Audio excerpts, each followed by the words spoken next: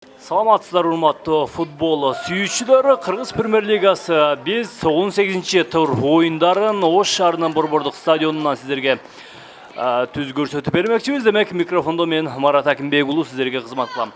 Демек, бүгүн биз Алай жана Академия лидер оюндарын көрөбүз. Демек, талай элери катары Ош шаарында Алай командасы бул өзүнүн сары түстөгү формасы менен бүгүн оюнга даярданып келишкен. Ал эми Академия лидер сиздердин назарыңыздарда көк түстөгү форма менен оюн алып барат.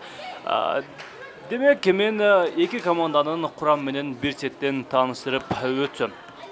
Алай командасы дарбазада 16 номер менен Дастан Алыбеков, 7 номерде команда капитаны Адилжан Абдрахманов, 3-де Улукбек Рыскулов, 5 номер менен Нурсултан Атамурзаев, 9-да Абрелли Амбарцумян, 26-да Чыңгыз Субанов, 28 номер менен Кельвин Инкум, 27-де Мирбек Ахматалиев, 29-да Андрей Наполов, 30 номер менен Нурлан Рыспаев, 22 номер менен Эрлан Машрапов. Бүгүн мына ушул курам менен Алай командасы оюн алып барат. Ал эми коноктор катары Ысык Көл облусунан келген бул Академия лидер командасы төмөнкү курам менен бүгүнкү оюнга келишкен. Демек, дарбазада 35 номер менен Искандер Муминов, 4 номерде команда капитаны Арслан Гагаладзе, 5-де Жан Луис Блеботте, 7 номер менен Бактияр Келдибеков, 11-де Арслан Султанов, 15-де Жаныбек Жалалов, 19 номер менен Аргенбек Душенов, 24 номерде Сергей Роткин, 77 номер менен Хусан Рашидов, 88 номер менен Жодарбек Мамиев, 99-да Илгиз Ильич Иманбеков. Ал эми Академия лидерден башка машыктыруучусу катары Леонид Санкевич. Ал эми Алай командасынын машыктыруучусу катары бул жерде Бакыт Маматов жазылыптыр. Ал эми бүгүнкү оюнда бизге башка калыс катары Рысбек Шекербеков, ал эми каптал калыстары Элдияр Салыбаев жана Хусан Жалалдиновдор кызмат кылмакчы. Демек, эки команда тең мыкты даярдык менен келишкен. Ал эми Академия лидердин биринчи чабуулу мынантип оң канаттан бир аз гана ийгиликсиз болду дагы. Эми Алай оюнчулар кайрадан топту оюнга кошууда.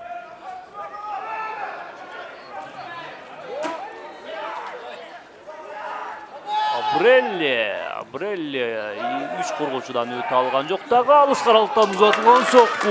Мынантип Муминов жакшы сейв кылып өттү. Бул 30 номерде Руслан Рыспаев. Соккусу абдан кубаттуу чыккан болчу, бирок жакын каралыктан алыскы бурчтукта көздөлгөн сокку. Мынантип эми Муминовдун колунан аутка чыгып отурат. Демек, бүгүнкү оюнда биринчи бурчтан чыгарып берүү орун алат. Азыр ышкырык жаңырдагы экинчи кабатка көтөрүлгөн топ. Мынантип аламанда азыр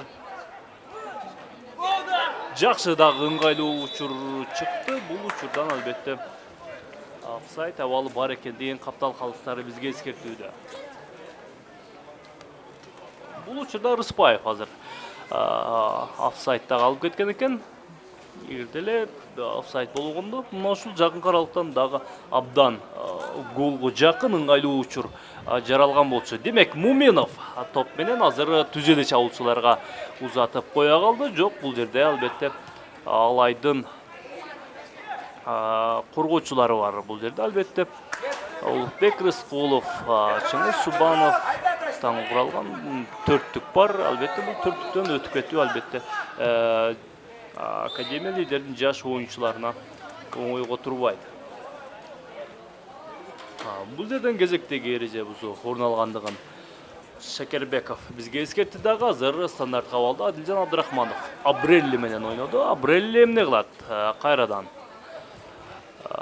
ортоңку бөлүккө ортоңку бөлүктөн кайрадан чабуулга оң канатка Абреллиге узатты дагы. Азыр Коргоочулар албетте өз ордунда өз милдетин аткарып, топту аутка тээп жиберишти.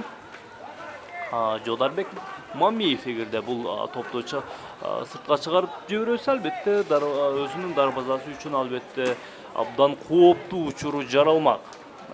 Кезектеги бурчтан чыгарып берүү анчейин жакшы эмес. Азыр Академия лидеринин дарбазасынын жанында абдан кооптуу учур дагы жаралууда. Мына мынтип команда капитанына орой оюн алып барууда. Бул Адилжан Абдрахманов оңалаттан кирип барууга аракет жасаган болчу, бирок бул жерден кезектеги стандартка абал белгиленет.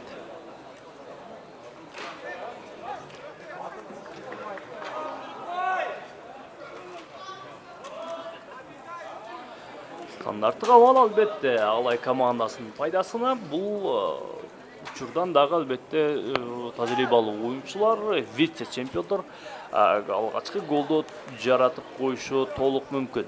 Өткөн оюнда дагы Алай өз талаасында оюн алып барган Алга каршы, бирок Алга конокто болсо дагы 1-0 эсепте утуп кеткен болчу. Бирок бүгүнкү оюн албетте башка курам. Андыктан бүгүнкү оюнун жыйынтыгы таптакыр башка болуп калышы мүмкүн. Азыр Рыскуловдун алыскы бурчтукка тепкен тобу бир аз гана бийик кетти дагы. Аутка чыгып кеткендигин көрдүбүз. Эми кайрадан Муменов топ менен азыр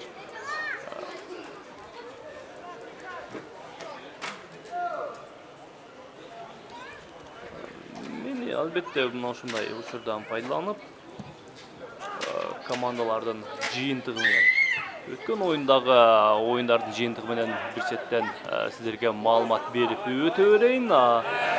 Бул турнирлик жадыбалда демек Алай Ош командасы 17 турдун жыйынтыгы менен 40 упайы бар. Бул командада 13 жеңиш, ал эми бир тең чыгуу 3 жеңилүү бар экен. Ал эми экинчиде Дордой командасы 16 оюнда 35 упай менен, Абдышата 3-чүдө 27 упай менен, Алга командасы 4-чүдө келет, 17 оюнда 25 упай менен. Ал эми Нефче командасы 17 оюнда 25 упай менен. Андан кийинки тагыраагы 5-чи орунда. Ал эми Илбирс командасы 16 оюнда 23 упай менен 6-чыда. Карабалта командасы 17 оюнда 10 упай менен 7-чиде дагы. Ал эми мына бүгүнкү конокто ойноп жаткан Академия лидерде 17 оюнда 8 гана упай бар. Бул команда 17 оюндун экөөндө гана жеңишке жетишиптир дагы. 2 тең чыгуу 13 жеңилүү бар.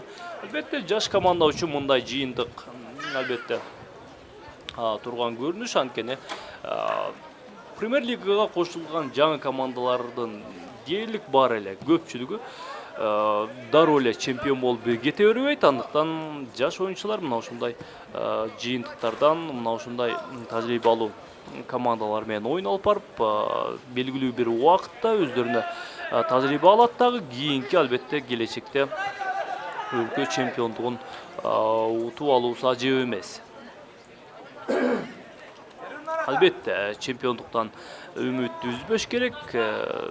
Генерал болууну каалабаган солдат эмес дегендей, албетте бул жаш оюнчулар дагы өлкөнүн курама командасын курап калышы толук мүмкүн. Андыктан биздин жакынкы келечектеги өзүн көрсөтө турчу оюнчулар дал ушул Академия лидерде бар экендигин биз эскертип өтүшүбүз керек. Академия лидер командасы 17-чи турда Абдышата менен ойногон экен. Анда 2-1 эсепте утулуп калган. Ал эми Алай командасы өз талаасында Алганы кабыл алып, бирок тилекке каршы бул команда Алгага 1-0 эсепте утулуп калган. 17-чи турдагы Алайдын оюну жакшы эле жүргөн болчу, бирок албетте бир канча топ дарбазага кооптуу соккулар узатылган менен, ал соккулар мен көргөндөн 3 топ дарбаза устунуна тийип гол болбой алган. Ал эми бир голду Калсар тобу офсайд абалында калгандыгын көрүп, бир голду эсептеген жок. Ал эми алга оюнчулары бир мүмкүнчүлүктөн алгачкы бөлүктө эле бир мүмкүнчүлүктү пайдаланып, Рахмет Шерметов гол жаратып, ошол бир гол менен алга командасы жеңишке жетишкен.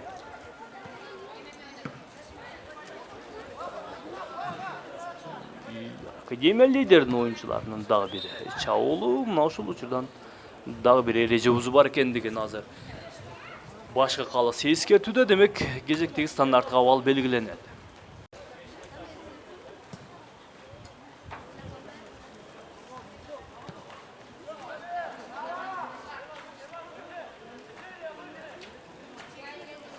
Атамурзаев топ менен Атамурзаев, Рыскулов бул албетте Алайдын эң көптөн берки Алайдын курамында ойноп жаткан оюнчулардын бири. Албетте бул эки коргоочу Алайдын коргонуу бөлүгүндөгү эң ишенимдүү, көзгө басар оюнчулардын бири экендигин албетте футбол күйөрмандары жакшы билет. Бүгүн бул коргонуу бөлүгүндө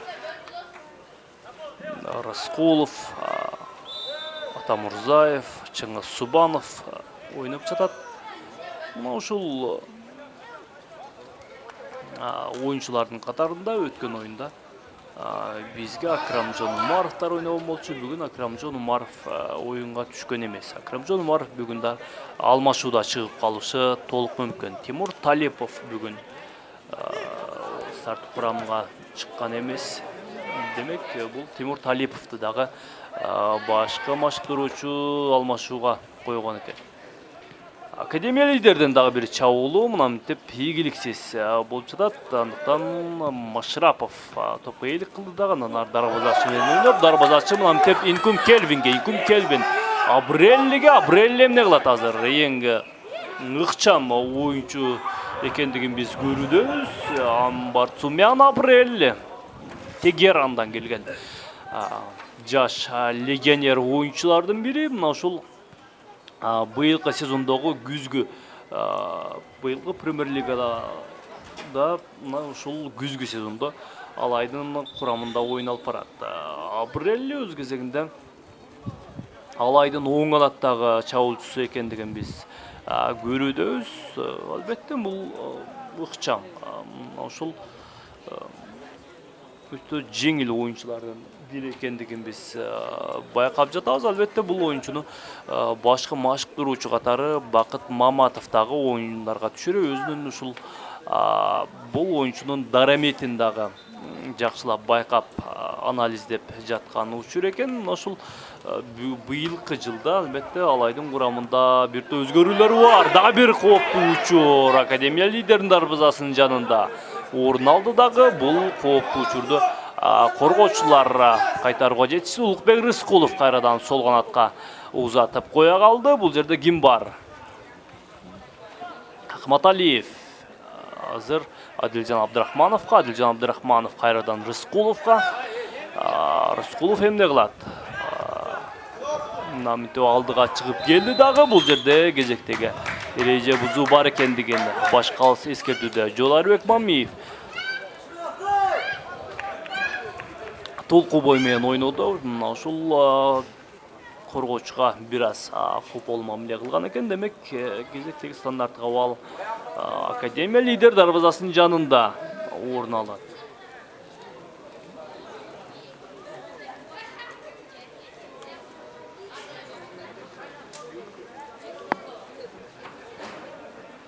Демек, стандарттык абалды ким тебет? Рыскулов же Акматалиев?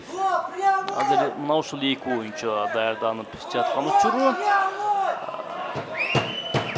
Азырынча эсеп 0-0. Ышкырык жаңырды. Рыскулов азыр алыскы бурчтукту камалууга алган экен, бирок ал соккусу өз ойлогондой чыгып дарбазага жакын жологон жок.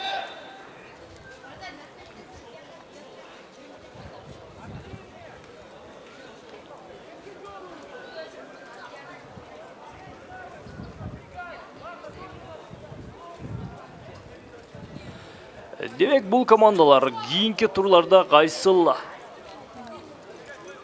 командалар менен ойын алып барат.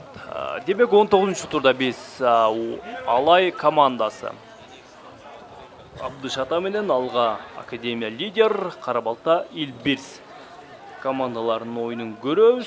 Ал эми 18 турда сиздер кайсыл оюндарды көрөсүздөр? Абдышата Карабалта, Алай Академия лидер, Алга Дордой, Илбирс Нефчи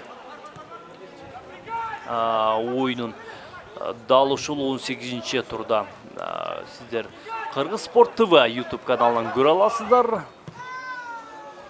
Мына ошол Премьер-лиганын бардык оюндарын мына ошол YouTube каналдан көрсөңүздөр болот. Андыктан бул каналга жазылып коюуну унутпаңыздар. Мындан сырткары сиз Ош жана Жалал Абад шаарларында болсоңуз ТМЖ телеканалынан дагы түз ободо көрсөңүздөр болот. Азыр Адилжан Абдрахмановдон кирип баруусун Жан Луис токтотуп калды дагы, андан ары өнөктөштөрдү узата салган болчу, бирок командалаштары топту өзүнө сактап кала алган жок.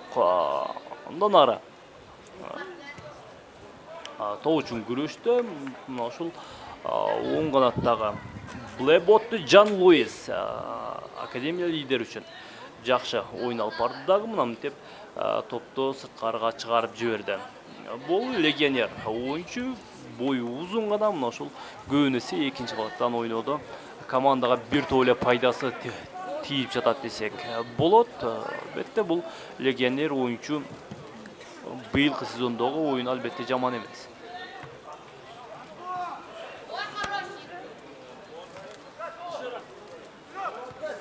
Он жетинчи турда Премьер-лигада албетте Алай жана Дордой командалары упайсыз калды.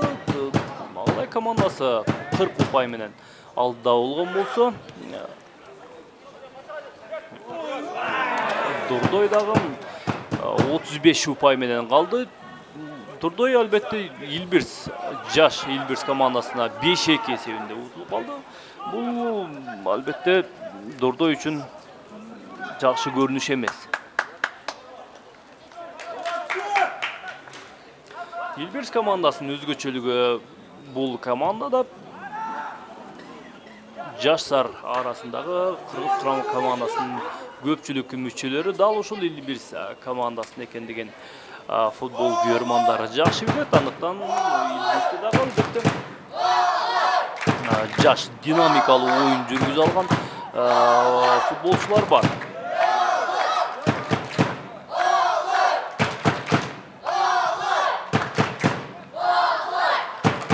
Бүгүн Алайда дагы бир сүйүнүчтүү кабар бар экендигин биз жаңы гана уктук. Бул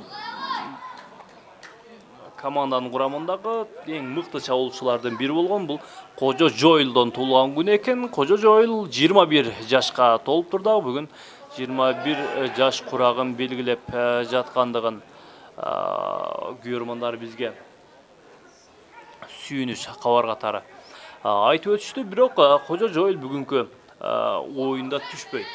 Бул алмашууга дагы чыкпайт экен. Бул протоколго демек берилген эмес. Кожо Жойлдун да быйылкы сезондо албетте Алайдын курамында толук түрдө оюн алып барат. Бирок бул чабуулчунун жараты бар экендигин бизге машыктыруучулар тобу айткан. Бирок ал жаратын качан сакайып, качан кайра курамга келет азырынча белгисиз. Мирбек Ахматалиев топ менен. Ахматалиев азыр бир коргоочунун жазгырып өттү дагы, экинчиден өтүүдө мынтип топту өзүнө сактап кала алган жок. Бул жерде дагы бир эреже бузуу орун алууда. Албетте бул футболдо болуп турат, мындай түр түшүп кетүү. Андыктан башкы калыстын тиешелүү түшүндүрмөлөрүнөн кийин албетте биз оюну кайрадан улайбыз. Кезектеги стандарттык абал бул Академия лидердин пайдасына.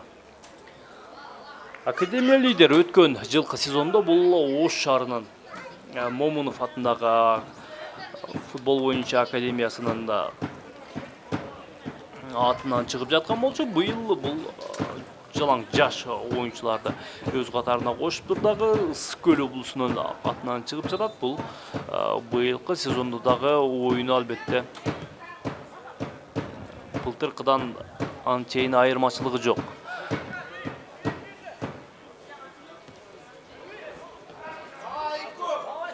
Адилжан Абдрахманов алдыга ужата салган болчу. Азыр кандай кылат? Инкум Келвиндин сокусу жана гол. Абдан жакшы динамикалуу барды дагы бул 30-кы метрдеги Рыспаевда узат берген тобун мантип Инкум Келвин дарбазага үз гана жолдоп кое калды. Мынантип эми досу албетте Кожо Жойл барып куттуктап жатат. Кожо Жойл албетте жаракаты бар экендигин жөн басып жүргөндөн да байкоого болот. Азыр Алай Ош командасы аксап өз эсебин ачты. Биринчи голду бас албай 28 номердеги оюнчу Инкум Келвин киргизди. Эсеп 1-0. Инкум Келвин 1-0. бул алайдын курамындагы жарым коргоочулук милдетти аткарат. Бул оюнчу албетте Кыргыз премьер-лигасындагы жаңы оюнчулардан эмес, буга чейин башка клубтарда дагы оюн алып барып жүргөн. Быйылкы сезондо тагыраагы былтыры алайдын курамына келип кошулду дагы. Быйылкы сезондо дагы дал ушул алайдын курамында өткөрөөрүн биз жакшы билебиз. Демек, Академия лидерден дарбазасы жаракат алып калган экен. Искандер Моменов дарыгерлерден тиешелүү көмөгү керек. Андыктан бул дарбазашынын бутка туруусун күтүп калабыз.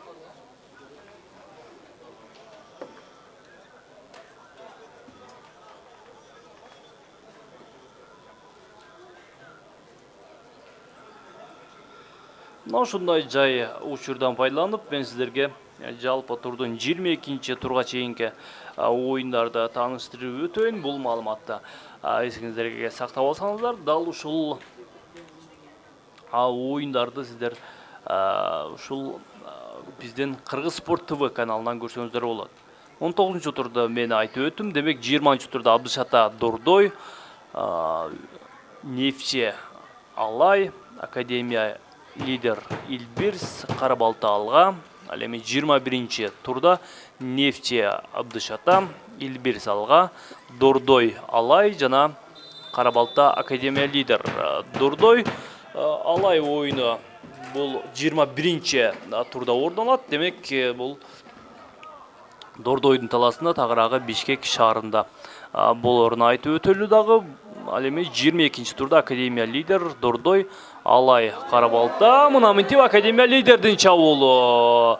Азыр оң канатка чыгарып берүү бул жерден жакшы пайдаланылышкан жок. Албетте бул абдан ыңгайлуу, голго жакын учур болчу. Бир аз гана топко жетпей калган. Бул Аргенбек Душенов болчу. Улукбек Рыскулов Ахматалиевке. Ахматалиев жазгыр өтүүдө бир аз гана эки коргоочудан өтүп кете алган жок. Демек Академия лидердин оюнчулары ушул учурдан кандай жол менен чыгып кете алат? Бул жерде албетте Субанов бар болчу. Инкум Келвин тездик менен чабуулга бара жаткан, бирок бул жерде коргоочулар албетте өз ордунда.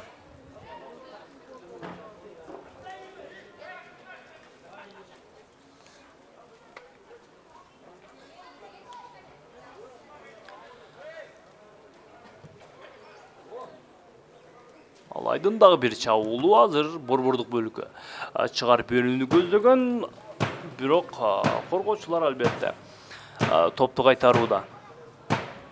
Улукбек Рыскулов топту оюнга кошот.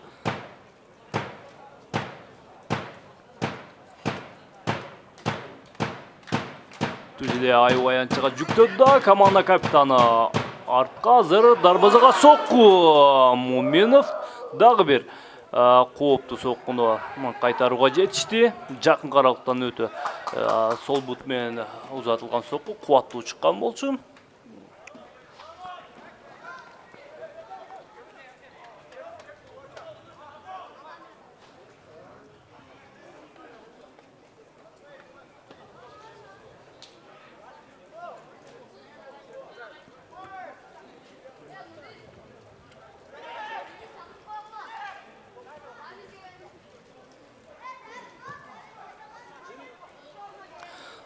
Академия лидер оюнчулары тездик менен чабуулга бара жаткан маалы азыр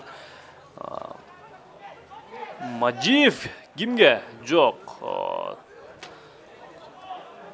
Оңгонатка чыгарып бере алган жок. Мына минтип Жан Луис жарым талаанын жарымынан гана сокку жолдоп көрдү, бирок бул сокку бир топ эле бийик кеткендигин көрүүдөбүз.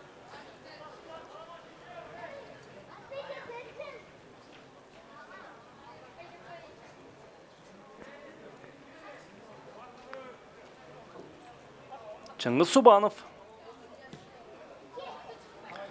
Инкум Келвин топко жеткен жок. Мына минтип бул жерден Алай топту жоготту дагы. Эми Иманбеков сол канатка жакшы чыгарып берүү. Бул жерден топко жетеби? Албетте ошондой, бирок бир аз гана такты жетишкен жок. Келдибеков Бактияр азыр менимче борбордук бөлүккө өнөктөшүнө чыгарып бергенде биз жооптук голду толук түрдө көрүп калышыбыз мүмкүн болчу. Дастан Албеков дагы чыгып келген.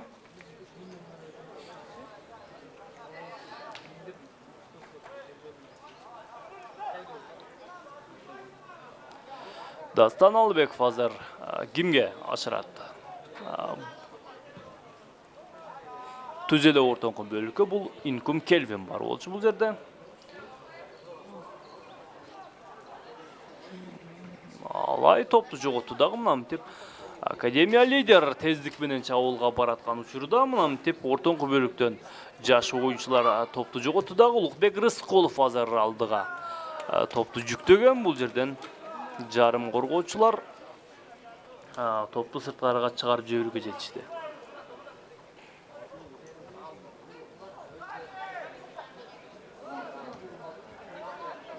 Жан Луис жакшы эки коргоочуну жазгырып өттү дагы. Андан ары бул жерден эреже бузуу албетте бар. Кичинекей гана жаш оюнчуну түртүп чыгыткандыгын көрүүдөбүз. Андан ары Жан Луис азыр оң канатка чыгарып берген болчу, бирок командалаштар албетте бири-бирин түшүнбөй калды. Рашидов алдыраак чыгып калган экен. Андан ары Алайдын тездик менен контур чабуулу. Инкум Келвин кимге артыраакка. Андан ары команда капитаны Барцумян Абрелли оң канаттан дагы бир кирип барууга аракет кылат. Борбордук бөлүккө жүктөлгөн топ. Бул жерде эч ким жок болчу. Акматалиев, Инкум Келвин дагы артыраакта калган экен.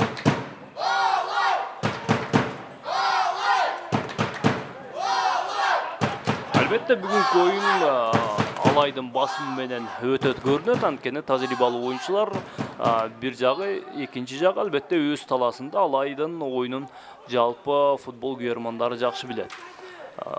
Алай бул өз талаасында кыргыз курама командасындагы утуп жүргөн учурларды биз көргөнбүз. Андыктан Академия лидер жаштыкка салып, курчтукка салып гана утуп жибербесе, Алайды конокто утуп алуусу албетте кыйын жаштар үчүн. Бирок топ деген топ. Азыр оюнда мүмкүн биз оюнун таптакыр башкача көрүп калышыбыз дагы мүмкүн. Бул албетте машыктыруучудан албетте оюнчулардын даярдыгынан дагы көз каранды.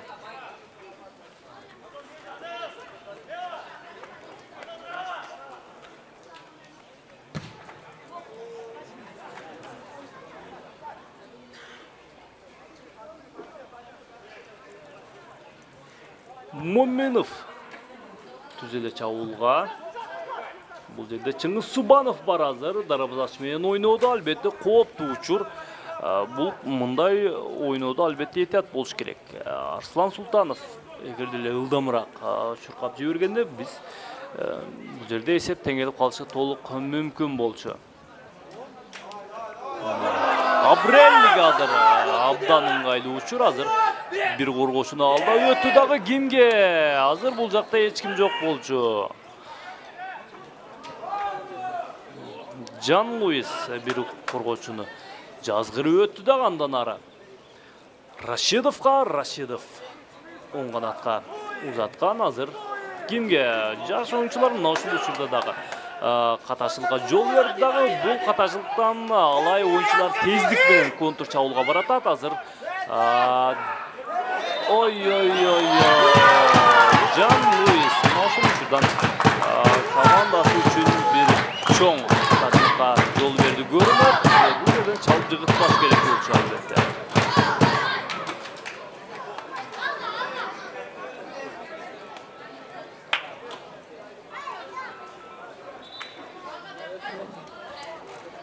Даргерден күмөө керек.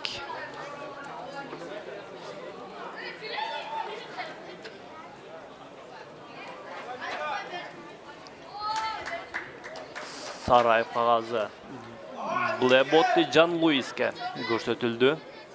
Албетте бул өтө ылдамдык менен кирип бараткан учурда буттан чалып жиберүү албетте бул копол оюн алып баргандыгын биз көрдүк. Мындай тездик менен кирип барууда албетте жыгытып жиберүү чоң жаракат алып калышы мүмкүн. Андыктан мындай учурда коргоочулар дагы этияттык менен мамиле кылышы керек.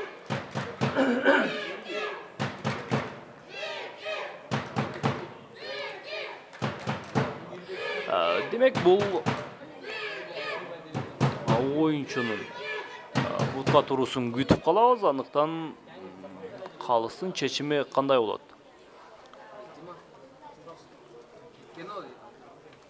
Демек пенальти.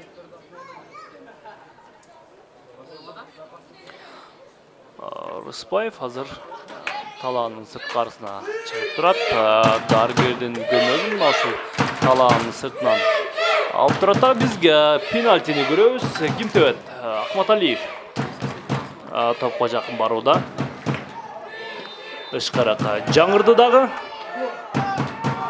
Сокку жана Муменов Академия үчүн жакшы пайдасы тийгендигин биз көрүүдөбүз. Пенальтини кайтарып коюуга жетишти. Азаматсың.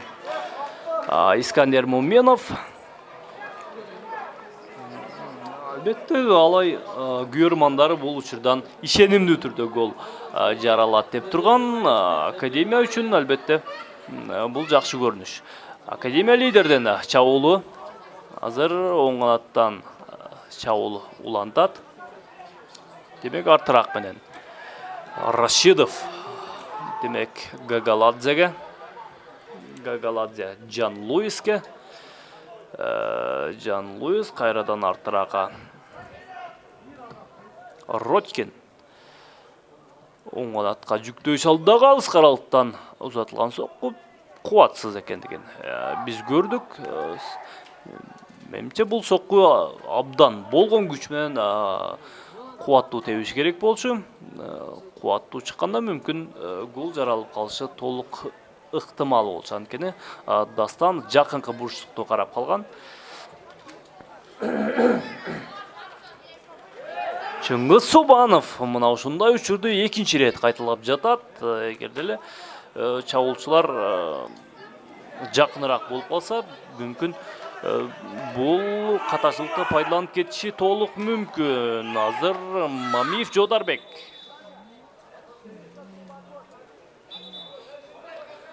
Эмне болду? Шекербеков азыр дарбазачынын жаракат алып калгандыгын эскертүүдө. Бул албетте азыр жаракат алган жок, оюндун башындагы жаракатты бир аз кыйнап жаткан экен. Андыктан Муминовго тиешелүү медициналык жардам керек. Андыктан андан соң биз албетте оюнду улантабыз. Искандер Муминов академия лидери үчүн бир топ эле кооптуу голго жакын соккуларды кайтарууга жетишти. Албетте бүгүнкү оюндун бүгүнкү бетештин мыкты оюнчусу катары дагы таанылышы ажеп эмес.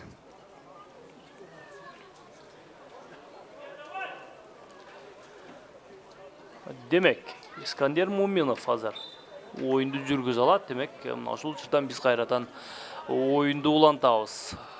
Жодарбек Мамиев азыр кимге бош калган өнөктөштөрүн издеп жаткан учуру.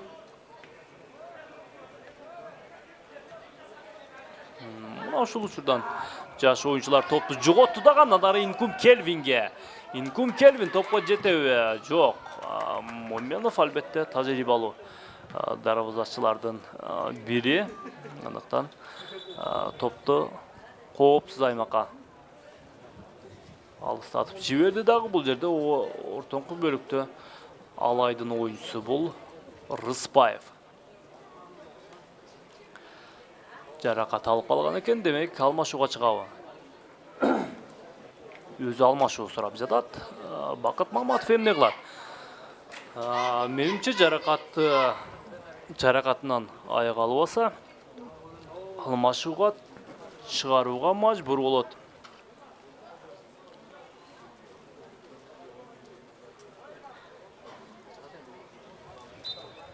Нурлан Рыспаев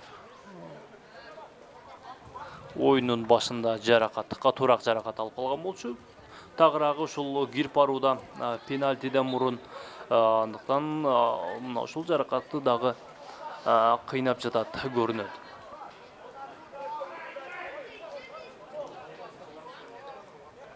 Топ кайрадан академия лидер оюнчуларында. Жодарбек Мамиев азыр кимге? Алдыга. Болушунча алдыга топ ыргытууга аракет кылып жатат. Бул учурда Машараповдун катачылыгы Дастан Алдыбековго жеткирип берүүгө жетишип калды. Дастан албетте кимге болбосун алдыга албетте коопсуз аймакка тийип жиберүүгө мажбур болчу. Демек академия жаштарынын дагы бир чабуулу бул учурдан офсайд бар экендигин капталкалысы Хусан Жалалдинов бизге эскертип өтүүдө дагы. Демек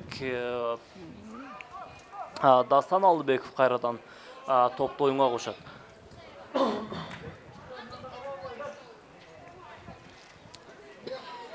Роткин Рыскулов менен Рыскулов Субановго. Субанов Атамурзаев кайрадан Субановго.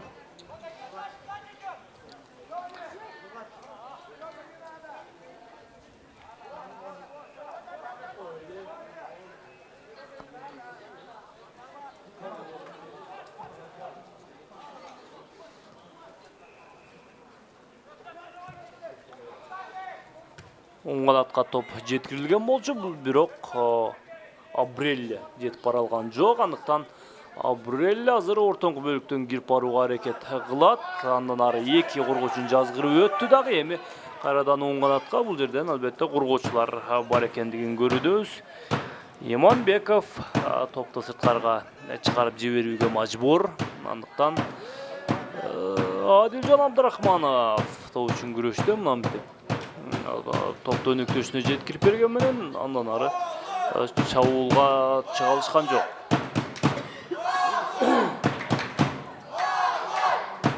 Кайрадан оң канатка бул жерде Рыскулов бар болчу.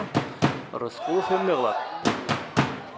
Экинчи кабатка топту көтөрүп берди дагы. Бул жерде Инкум Келвин. Инкум Келвинге каршы дарбазачы чыгып келди дагы. Бул жерден топту сырткарга чыгарып жиберүүгө жетишти. Демек, Машараповдун ордуна 15-номердеги Келим Виктор топко ойынға кирүүдө кечиресе Рыспаевдин ордуна.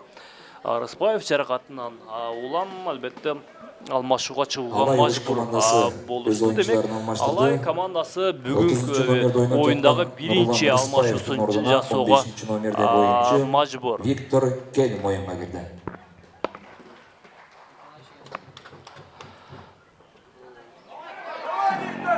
Виктор Келим азыр чыккан деле дароо чабуулга өтүүгө туура келди, бирок коргоочулар албетте Виктор Келимди андан ара өткөзүп кое берген жок. Эми бул жерден Улукбек Рыскулов топту оюнга кошот. Рыскулов азыр түзеле аябаянчага. Бул жерде команда капитаны бар. Дагы бир ыңгайлуу учур. Бирок Жан Луис бул кооптуу учурду жайгарууга жетишти. Эми кайрадан Рыскулов мынтип түзеле аябаянчага жүктөп коюуга жетишти. Дагы бул жерден коргоочулар өз ордунда экендигин көрүүдөбүз. Чыңгыз Субанов андан ары оң канатка. Экинчи кабатка топ көтөрүлдү. Дагы бул жерден Искандер Муминов топту кайтарууга жетишти. Бирок бул учурда дагы бир жаракат алып калгандыгын биз көрүүдөбүз. Эми жаракатынан турушу керек. Антпесе bunday tajribali darvozachı albatta жоопtu oyunlarda gerek. Dagı bir oyuncu bul İmanbekov İliç. Naşul ortoңку bölükte top talasta жаракат алып калган экен. Азыр дарыгердин тиешелүү медициналык көмөгү керек. Демек, Академия лидерди алмашуу 7 номердеги Келдибеков Бактиярдын ордуна бул 13 номердеги оюнчу Сталбеков Нурболот оюнга түшүүдө. Академия лидер командасы өз оюнчуларын алмаштырды. 7 номерде ойноп жаткан Бактияр Келдибековдун ордуна 13 номердеги оюнчу Нурдөлөт Сталбеков оюнга чыкты.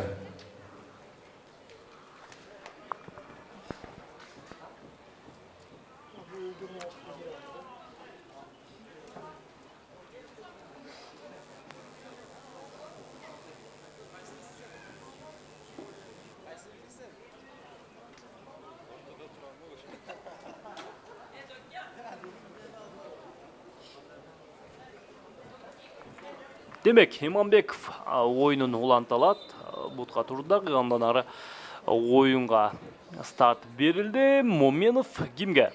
Азыр түзеле чабуулчуларга. Бул жерде албетте коргоочулар дагы. Алайдын коргоочулары өз ордунда.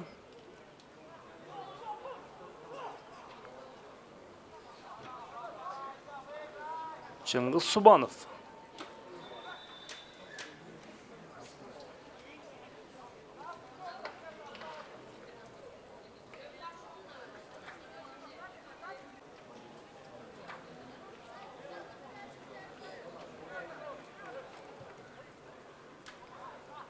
Top menen Can Luis hazır.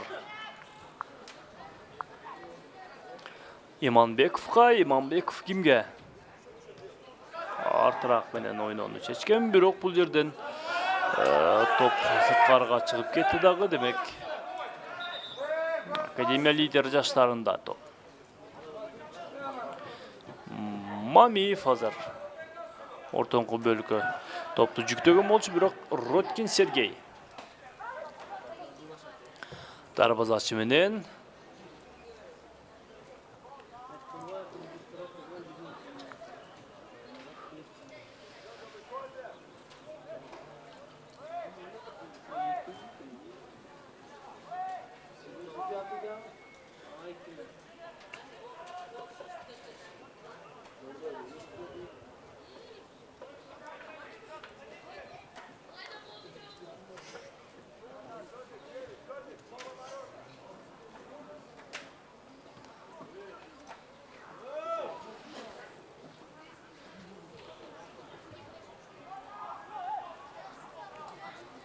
Азырынча эсеп 1-0 Алай командасы үчүн.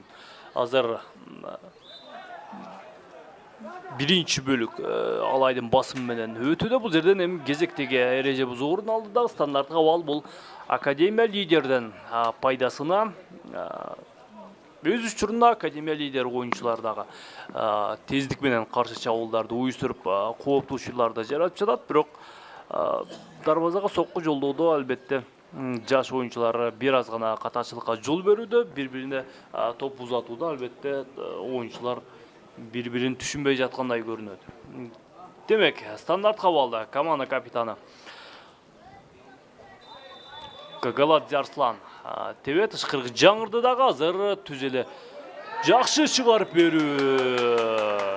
Жан Луис эсепти теңеп кое жаздады. Дастан Алыбеков бул кооптуу учурдан албетте алайды алып чыгалды дагы, андан ары Инкум Келвин азыр баш менен сүзүп дагы алдыракка жүктөгөн болчу, бирок ал жакта эч ким жок. Демек, Искандер Муминов азыр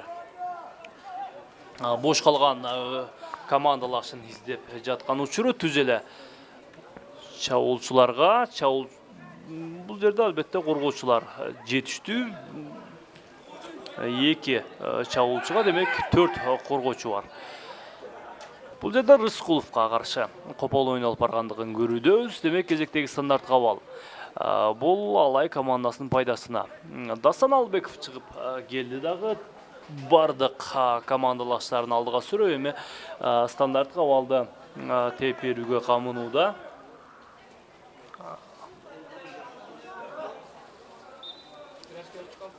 Коргоочулар дагы азыр академия лидердин жарым аянтына өттү дагы, азыр сол канатка топ жетти. Эми Акматалиев эмне кылат? Ортоңку бөлүккө топту жеткирип берди. Бул жерде Моминов бар болчу. Моминов албетте чыгып келип топту кайтарбаса мүмкүн. Бул жерде коргоочулар жок болчу.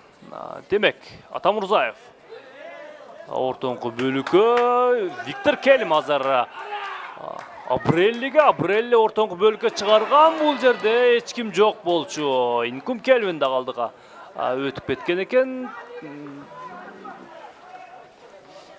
Беттештин биринчи бөлүгүнө 1 минута кошумча убакыт берилди. 4 минута кечиресиздер.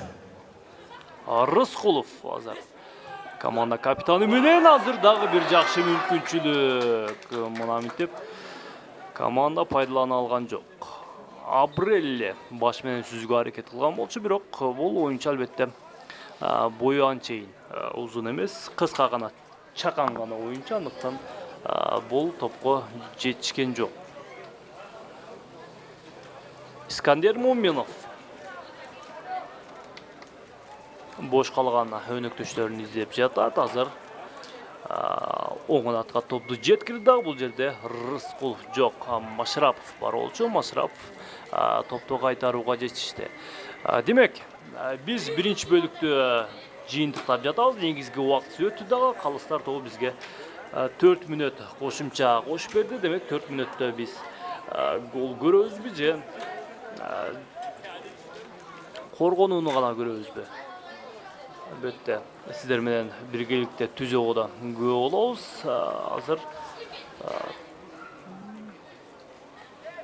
Азырынча эсеп 1-0. Алайга гол жаратууга 2 мүмкүнчүлүк болду. Бул абдан кооптуу учурларды Искандер Муминов кайтарууга жетишти дагы. Алайга берилген пенальтини дагы тосуп кое алды. Андыктан азырынча Алайда бир гана голу бар. Дастан Алыбеков азыр чыгып келүүгө мажбур болду. Анткени бул жерде академия лидерден чабуулчулары бар болчу. Кезектеги эреже бузуу Адилжан Абдрахмановда 2 коргоочу чалып жыгыткандыгын көрүүдөбүз. Демек, Чыңгыз Субанов азыр стандарт кабалды кимге? Чабуул бөлүгүндө 4-5 оюнчу бар дээрлик.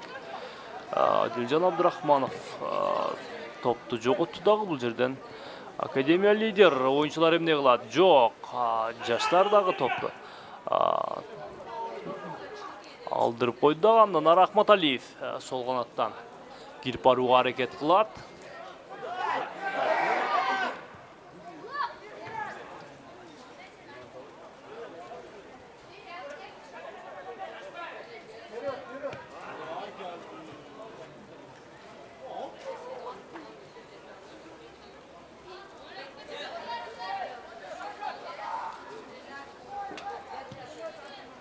Инкум Келвинге топ жеткен болчу. Бул жерден Келвин Виктор топты өзүнө алды да андан ары Абреллиге. Абрелли кайрадан команда капитаны менен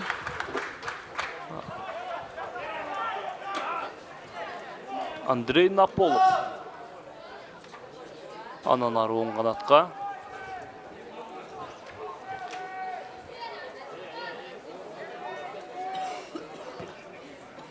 Алай командасы кошумча убакыттагы акыркы чабуулдарынын бирин жасап көбүргө аракет кылат. Ал учурда катачылыкка жол берди дагы бул Аргенбек Душенов оң канатка узата салды. Оң канаттан азыр жакшы кирип баруу, азыр топун албетте түз эле Даслан Албектин колуна жолдоп койгон экен.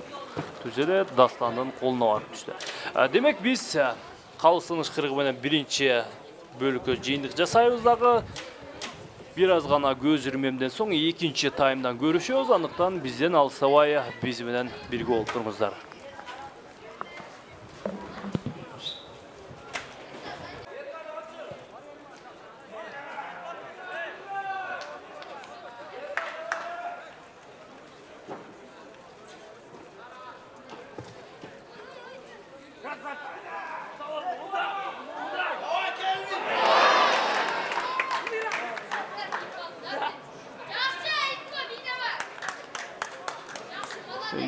Үчүн жакынкы бурчтукту Алай командасында оюнчуларды алмаштыруу болду. Жана 3-номерде ойноп жаткан Рыскулов Улукбектин ордуна 14-номердеги оюнчу Умаров Акрамжан оюнга кирди. 29-номерде ойноп жаткан Андрей Наполовдун ордуна Алай командасында бул эки коргоочу 29 номердеги Андрей Наполовдун ордуна жана 3-номердеги коргоочу бул Улукбек Рыскуловдун ордуна кирген деген бизге эми гана маалымат келип түштү дагы. Бул бир жарым коргоочу жана бир коргоочуну Бакыт Маматов алмаштырууну чечкен экен. Демек албетте бул эки оюнчу дагы тажрыйбалуу. Ислам Шамшиев албетте жалпыга маалым болгондой бул кезегинде кыргыз курамындагы көзгө көрүндүктүү оюнчулардын бири болчу. Эми Акрамжан Умаров дагы албетте өз учурунда Кыргызстан курама командасынын мүчөсү болгон. Андан кийин башка мамлекеттерде тагыраагы Белоруссиянын лигасында дагы, биринчи лигасында дагы ойноп жүргөн оюнчулардан экендигин биз жакшы билебиз. Андыктан бул Ислам Шамшиев өткөн жылы Дордойдун курамында топ сүрүп келген болчу. Андан кийин жаратынан уланды, көп убакыт бою талаага чыкпай калган. Эми быйылкы жылы Дордойдон келишими бүтүп, эми быйылкы жылы Алай менен ойноону чечкен. Демек азырынча бул оюнчуда албетте спорттук калыбында, толук түрдө спорттук калыбында эмес экендигин биз көрүп жатабыз. Өткөн Алга каршы оюнда дагы көзгө толумдуу жакшы оюн көрсөтө алган эмес. Эми Бакыт Маматов алмашууга чыгарып болсо дагы бул оюнчунун спорттук калыбын тикелеп алса, демек тажрыйбалуу оюнчу бир топ эле жакшы жыйынтыктарды көрсөтөт деген ишеничтебиз. Андан ары Мирбек Ахматалиев сол канат менен кирип барууга аракет жасаган болчу, бирок коргоочулар Аргенбек Душенов топту сырткарыга чыгарып жиберүүгө жетишти. Андан ары Эрлан Машрапов топту кимге? Виктор Келимге. Виктор Келим кайрадан Машрапов менен топ кайрадан талааны таштап кетти. Эми Академия лидеринин дарбазасынын жанында кооптуу учур дегенге болот. Анткени мына мынтип кирип баруу албетте тажрыйбалуу оюнчулардын колунан келет. Андан ары бул жакта оң канатта эч ким калган эмес. Абрелли дагы ортого кирип барган экен, бирок Абрелли өз позициясын таштабай өз ордунда турганда менимче ыңгайлуу учурду пайдаланып кетмек. Эрлан Машрапов жок, Виктор Келимден чыгарып берүүсүн Акматалиев эмнегедир жетип бара алган жок. Андан ары Академия лидер оюнчулары эмне кылат? Топту жоготу дагы Адилжан Абдрахманов.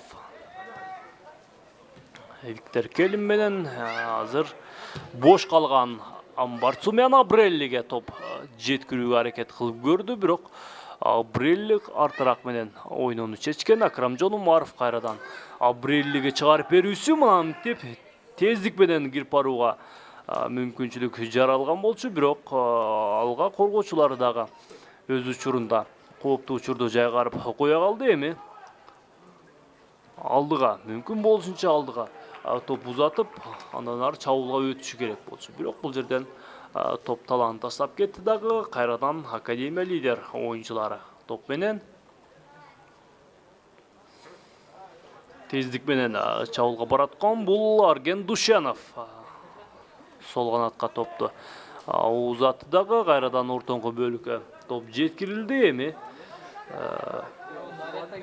команда капитаны оң канатка Жалалов азыр ортоңку бөлүккө топ жеткирүүдө катачылыкка жол берди дагы. Бул учурдан албетте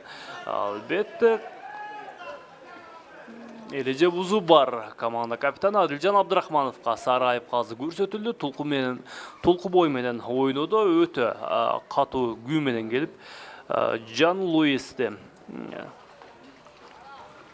жыгытып кеткендигин дагы биз көрүбүз. Албетте мындай ойын ойноо албетте футболчунун өзүнө дагы бир топ эле кооптуу экендигин эске алышыбыз керек. Андыктан Адилжан Абдрахманов этияттык менен ойнобосо, бул оюнчу албетте азыркы учурда Кыргыз курамасынын мүчөсү. Андыктан 5-сентябрда Тажикстан менен Тажикстанга каршы оюнда бул Адилжан Абдрахманов дагы курамда бар. Андыктан бул оюнчу өзүн болушунча этият кармоого тийиш. Мына деп Академия лидер оюнчулары эсепти теңөөгө жетишти. Бул бою узун гана келген, азыр эле жаракат алган Жан Луис Блэбот деп болчу. Бул оюнчунун албетте бою узун, экинчи кабаттан мыкты ойун алып барган алай оюнчулары жакшы түшүнүшү керек болчу. Бирок эмнегедир коргоочулар мына ушул дал ушул Жан Луисти бош калтырышкан экен. Демек эсеп 1-1. Биз биринчи таймда 1 гол көргөн болсок, мынантип эми Академия лидер оюнчулары экинчи бөлүктүн башында эле жооптуу голун жолдоп кое калды. Эми албетте Академия лидер командасы өз эсебин теңеди. Голду 5-номерде боюнчу Блэботти Жан Луис киргизди. 1 голдон кийин оюн жанданды. Жан Луис кайрадан чыгарып берди дагы. Мынантип Дастан Албеков алдыга чыгып келүүгө мажбур болду. Эми кайрадан алайдын контр чабуулун көрөбүз. Ингум Келвин азыр топ менен, бирок мына ушул учурдан Иманбеков топту тартып алып коюуга жетишти дагы. Андан ары ортоңку бөлүккө топ жеткирүүдө бир аз гана катачылыкка жол берди. Бул жерде Ислам Шамшиев бар болчу. Ислам Шамшиев жаңы гана мына ушул экинчи бөлүктүн башында оюнга кошулган. Демек бул чарчап чалгып калган эмес, орусча айтканда свежий күч менен.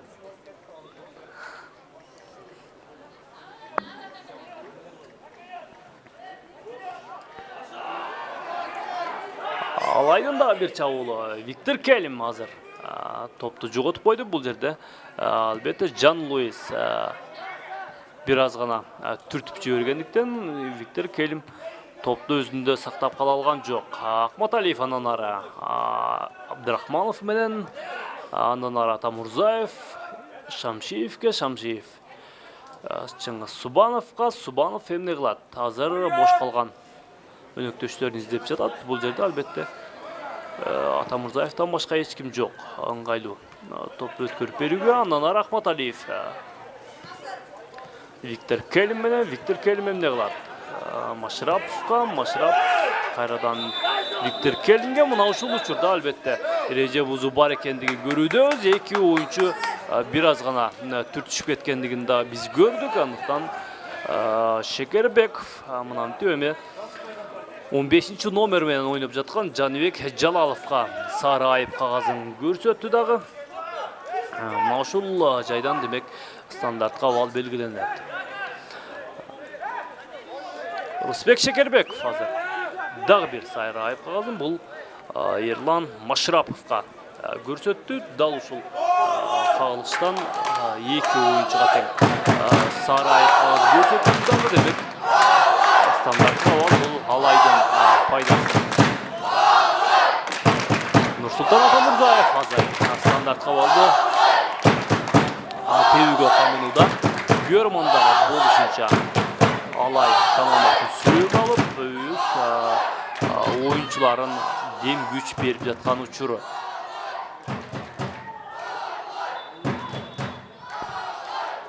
Демек, экинчи кабатка көтөрүлгөн топ мына деп түзеле Жан Луиске барган экен.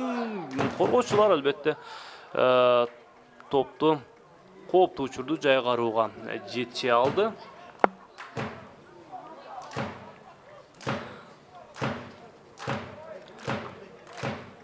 Акрамжон Умаров андан ары кимге топташыра түзеле аябаянчага менимче Адилжан Абдурахмановдун соккусу бир аз гана бийигирээк кеткен экен. Түзеле дарбазага жолдоп кое калды, бирок бул сокку дарбазага барса деле менимче Моминов тосуп алмак, анткени кубаттуу чыккан жок бул сокку. Искендер Моминов биринчи бөлүктө бир топ эле кооптуу учурларды жайгарып кое калды. Бул албетте Академия лидер үчүн бир топ эле пайдалуу оюн көрсөтө алды дегенге болот. Анткени биринчи бөлүктө дал ушул Ахматалиев тепкен пенальтини дагы кайтарууга жетишти.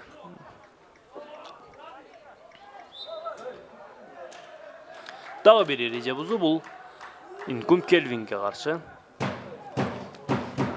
Демек, бул жерден дагы бир стандартка абал белгиленет. Бул стандартка абалды өз кезегинде команда капитаны Адилжан Абдурахманов тебүүгө камылууда, анткени дарбазанын жанында. Команда капитаны эмне кылат? Түз дарбазага сокку жолдоп коебу же топ чыгарып береби? Топ жакшы чыгарып берүү. Экинчи кабатка көтөрүлгөн топ мына деп бир топ эле кооптуу, анткени алыскы бурчка сокку жолдонду дагы. Моминов бир аз гана кыйынчылык менен топту кайтарууга жетишти, бирок ал учурда жаракат алып калган экен. Андыктан дарыгердин көмөгү керекпи? Умаров түзеле аябаянчага азыр топ талаштан мына деп топуш дарбаза устуна тийүүдө. Абдан кооптуу учур Академия лидер үчүн. Ахматалиев азыр кечиресиздер Машрапов болчу бул. Андан Ахматалиев азыр эки коргоочун жазгырып өттү дагы. Азыр алыс каралыктан сокку узатылды, бирок Искандар Моминов өз ордунда. Мындай соккуларды албетте бул дарбазачы кайтарууга жөндөмдүү, тажрыйбалуу дарбазачы экендигин биз жакшы билебиз. Андыктан алыс таралыктан сокку жолдоп коюу, андан ары гол жаратуу албетте кыйын бул дарбазачынын карап жаткан дарбазасына.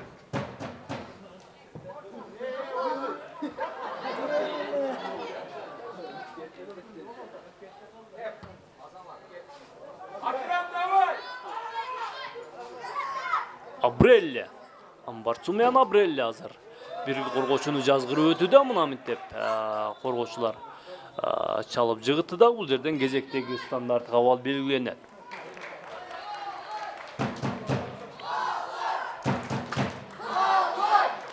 Жанында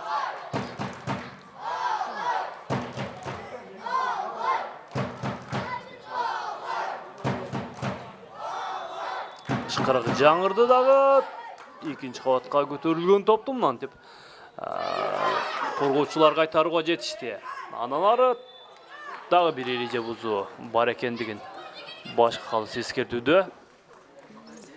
Ислам Шамшиевди эки коргоочу камалууга алды дагы, кол менен дагы кармап жыгытып жибергендигин биз көрүбүз. Демек дагы бир стандарт кабал бул дарбазанын жанында.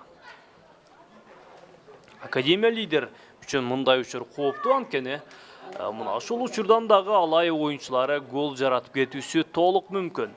Демек, стандарт кабалды ким? Акрамжон Умаров дебет.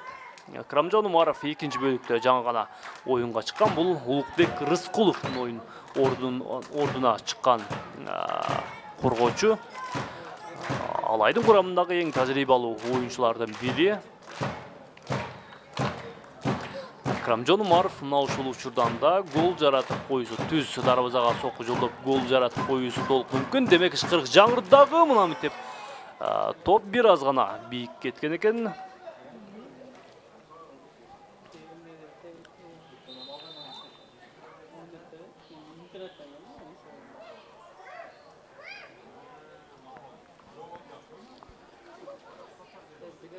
Искандер Муминов кимге азыр бош калган өнөктөштөрүн издеп жатат.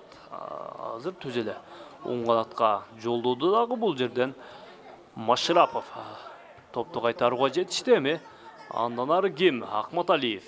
Инкум Келвин менен Инкум Келвин кайрадан Акматалиевке чыгарып берүүсү. Азыр Мирбек Акматалиев эмне кылат? Эки коргоочуну жазгырып өтүүгө аракет кылды да бул жерден кезектеги эреже бузуу бар экендигин башкы калысы эскертүүдө. Бул 99 номердеги Иманбек Илич Иманбеков кол менен кармап түрткөндүгүн дагы биз көрдүк. Андыктан кезектеги стандарт кабал алай командасынын пайдасына.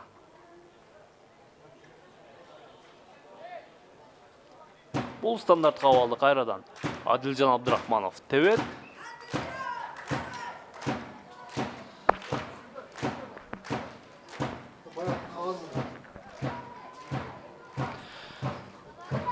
Демек, башкы калыс оюнчуларга тиешелүү түшүндүрмө иштерин жүргүзгөндөн кийин стандарт кабалды көрөбүз. Ышкырык жаңырды дагы. Демек, түз эле дарбазага сокку жолдонгон экен. Бирок коргоочулар бул 15 номердеги Жаныбек Жалалов топту кайтарууга жетишти. Дарбазасына жеткирбей, андан ары бурстан чыгарып берүү орун алат. Бурстан чыгарып берүү кайрадан Адилжан Абдрахмановдун аткаруусунда. Ышкырык жаңырды дагы. Азыр борбордук бөлүккө топ жана мына мынтип биз экинчи голду көрүүдөбүз. Бул Мирбек Акматалиев болчу. Мындай топ талашта, андай аламанда топту түз гана дарбазага жолдоп коя калды. Албетте, Искандер Муминов мындай жакын каралыктан узатылган соккуну кайтарып жиберүүсү абдан эле кыйын болчу. Андыктан бул алай үчүн абдан ыңгайлуу учур болчу. Ал учурду албетте алай оюнчулары толук түрдө пайдалана алды.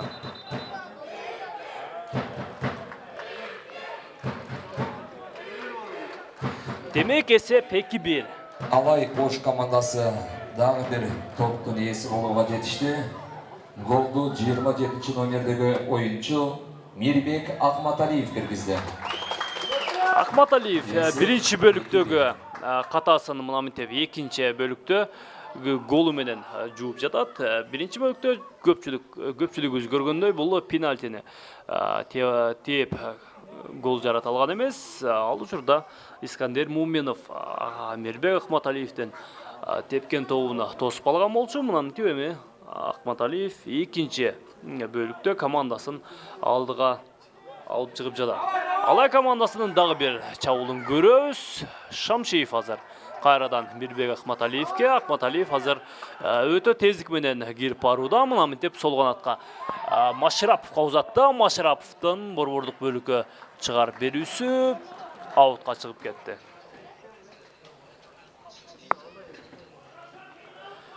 Искандер Муминов азыр кимге?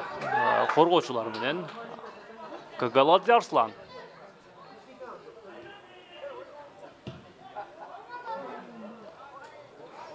Кайрадан Гагаладзе Арслан мына мынтип топту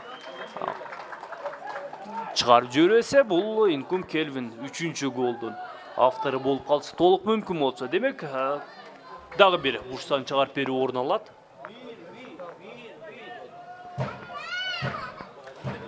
Адилжан Абдрахманов бурчтан чыгарып берүүнү ишке ашырат дагы. Мына мынтип Акрамжон Умаровқа жетіп барған екен. Андан ары Ахматалиев Шамшиевке, Шамшиев андан ары Абреллиге, Амбарцумян Абрелли. Екінші қабатқа көтеріп берді дағы, бұл жақта кем ешкім жоқ. Ахматалиев. Жоқ, кемге ашырған мұнамен тебеме Алай командасы 3-ші голды. Жарат олтырат, бұл Алысқаралықтан азыр мен номер көріп жатам. Бұл Акрамжон Умаров екен.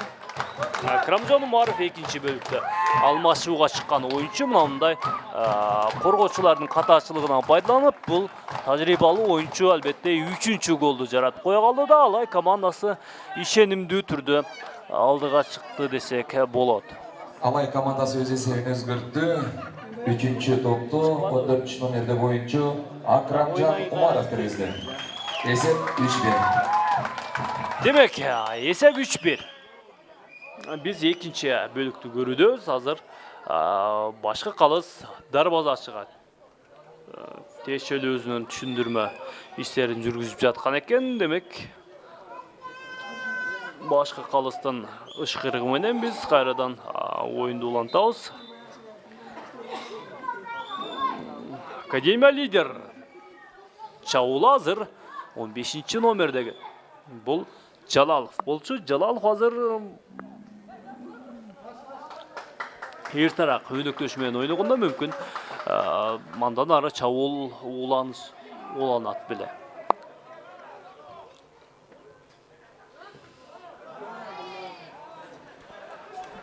Аут қайрадан Академия лидерден пайдасына.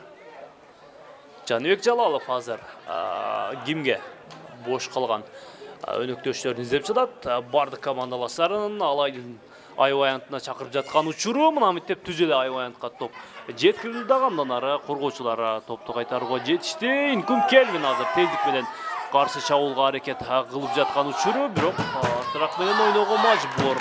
Машыраповтан шығарып берүүсүн қайрадан Академия лидерден ойыншылары алды дағы. Андан ары жаштар ортоңқы бөлікті қаташылыққа жол берді. Мамты Адилжан Абдрахмановтың тездікпенен ұйыштырған Чаулу. Андан ары Абреллиге жетті. Абрелли эмне кылат? Экинчи кабатка көтөрүп берүүсү бир топ эле кубаттуу чыкты дагы. Аутка чыгып кеткен деген биз көрүүдөбүз. Абрелли өтө тездик менен уюштурулган Чаулдун демин суутtu десек болот. Эми Искандер Муменов топто оюнга кошот.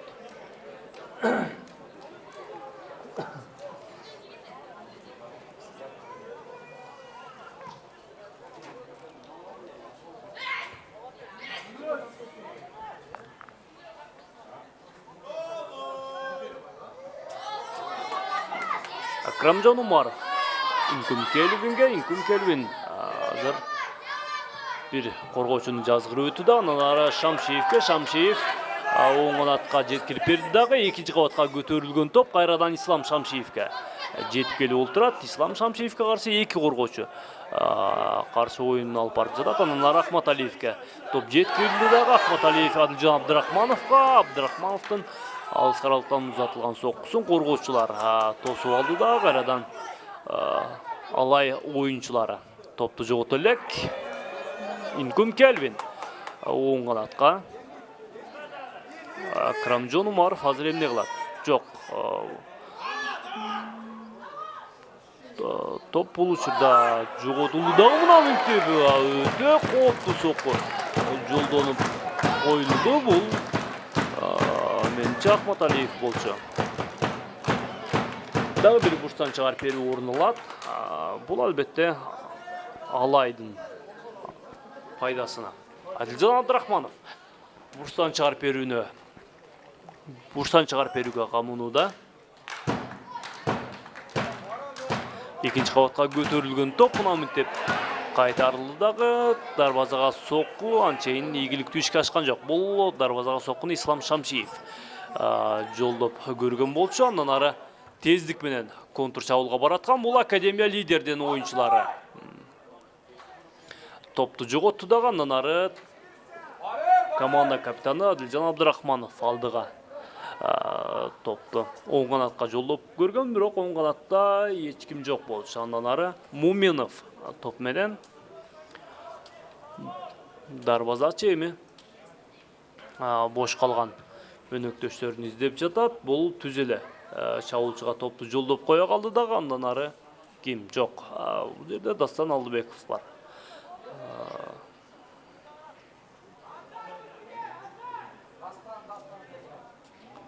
Атамурзаев.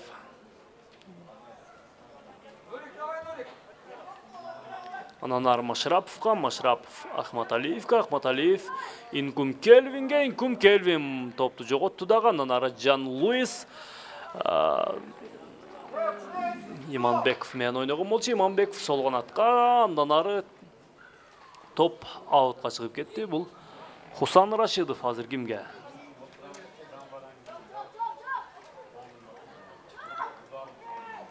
Кайрадан Хусан Рашидов топ менен азыр бир кургоочуну жазгырып өтүүдө каташылыкка жол берди. Андан ары Ислам Шамшиев тездик менен чабуулга баратат. Андан ары оң канатка, бирок бул жерден эреже бузуу бар экендигин биз көрүүдөбүз.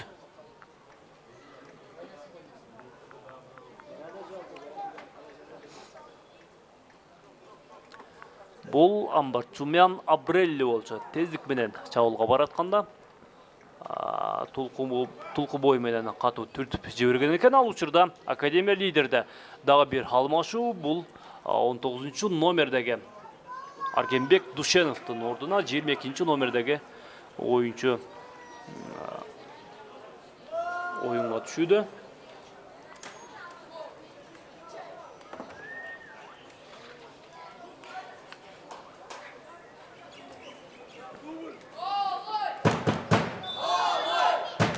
Демек, ишкырык жаңырдагы экинчи котко көтөрүлгөн топ бул түз эле дарбазага жолдонгон экен.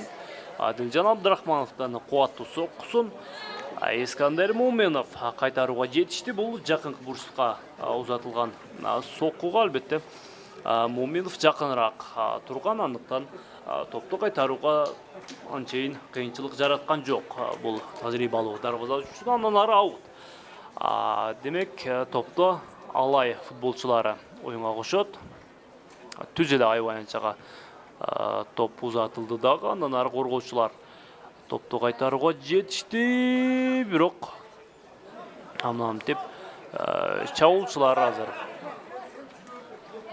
каташылыкка жол берди. Андан ары Машрапов Дастан Алдыбеков менен Алдыбеков азыр түз эле Акрамжон Умаровга, Акрамжон Умаров Абрелли менен. Абрелли бул жерден топту сырткарга чыгаруу аргасыз болду.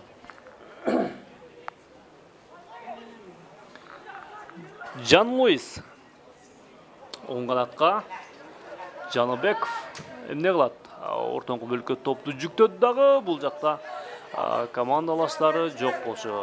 Командалаштары алдыга чыгып кеткен экен. Эми Алайдын контр чабуулу Инкум Келвин азыр бирге бир чыккан, бирок дарбазачы Искандер Муменов чыгып келип, мынтип эми сокку жолдоого мүмкүндүк берген жок.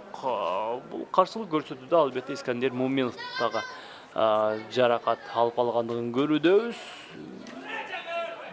Демек, дарбазачыга дарыгердин жардамы керек.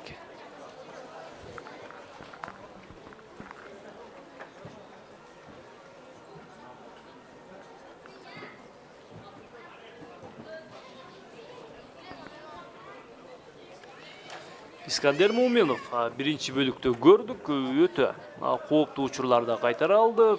Пенальтини да кайтарууга жетишти. Экинчи бөлүктө дагы абдан кооптуу соккуларды кайтарууга жетишти. Бул көбүнесе Адилжан Абдрахмановдун алыс каралыктан стандарт кабалдан тепкен тобун да кайтарууга жетишти. Жогоруда көрдүңүздөр, бирок ал топторду кайтарууда дарбазачы бир топ эле жаракат алып калгандыгын көрүүдөбүз. Андыктан жаракатынан бутуна туруп oyun жүргүзүшүн күтүп калабыз. Демек, ойной алат. Андан ары Академия лидер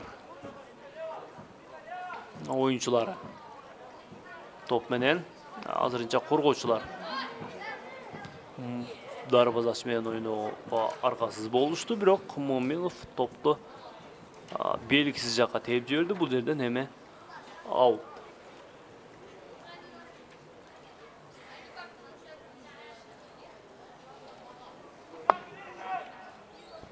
Азырынча эсеп 3-1. Алай командасы өз таласында ишенимдүү түрдө алдыга чыгып алган учуру.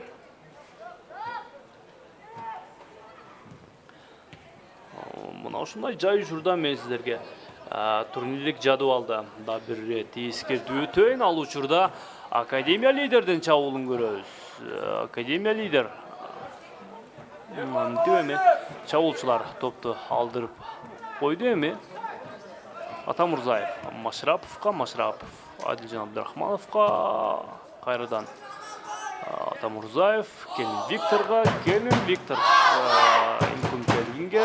Бул учурдан албетте Алай оюнчулары натыйжалуу пайдалана алабы? Амбарцумян Апрелли оң канаттан борбордук бөлүккө чыгарып берүүсү ийгиликсиз. Андан ары Академия лидер оюнчулары чабуулга өтүшү керек. Адилжан Абдрахманов азыр Ахматалиев менен. Ахматалиев азыр кайрадан Адилжанга чыгарып берген болчу, бирок Абдрахмановго топ жеткен жок. Демек, турнирлик жадыбалды мен сиздерге эскертүү дагы бир рет маалымат иретинде айтып өтө берейин. Биринчи орунда Алай командасы 40 упай менен алдыда, экинчиде 35 упай менен Дордой командасы келатат.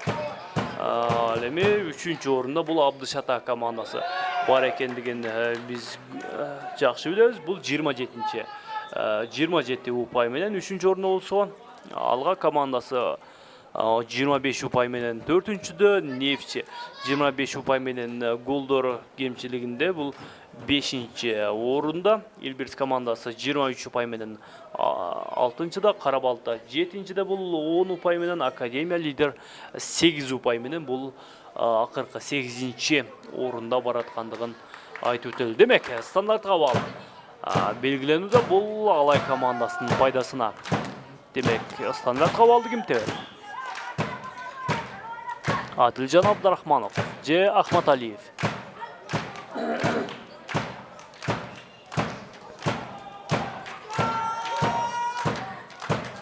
Ышкырык жаңырды дагы Адилжан Абдрахманов түз эле дарбазага сокку жолдогон экен, бирок бул соккуга тактык, таамайлык жетишкен жок.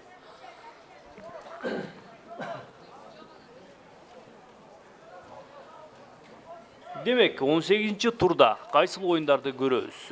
Абдышата Карабалта беттеши, Алай Академия лидер, Алга Дордой, Илбирс Нефчи оюндарын сиздер дал ушул Кыргыз Спорт ТВ YouTube каналынан көрө аласыздар. Ал эми өткөн турда